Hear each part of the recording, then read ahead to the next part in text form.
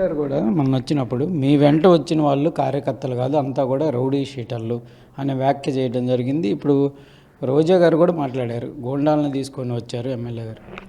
నిన్న జగన్ గారు ఈవెంట్ వచ్చున్నారు కదా, జగన్ గారు ఈవెంట్కి వచ్చినప్పుడు ఆయన ఇంటి దగ్గర చాలా కోలాహలంగా, అంబటి రాంబాబు గారి ఇంటి దగ్గర చాలా కోలాహలంగా ఉంది.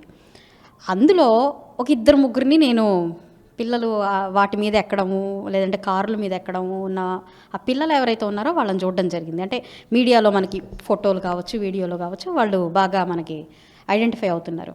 వాళ్ళని మనం తీసుకుంటే ఒక సందర్భంలో ఒక స్కూల్కి వెళ్ళినప్పుడు ఇక్కడ గంజాయి బాగా విపరీతంగా ఉంటుంది. పక్కనున్న ఒక కాలేజీలో, దాన్ని వదిలేయబడిన ఒక పాడుబడిన కాలేజ్లో ఇలాంటి కార్యకలాపాలు బాగా జరుగుతున్నాయి అని చెప్పి నాకు అక్కడ స్థానికంగా ఉన్న స్కూల్ వాళ్ళు చెప్పారు.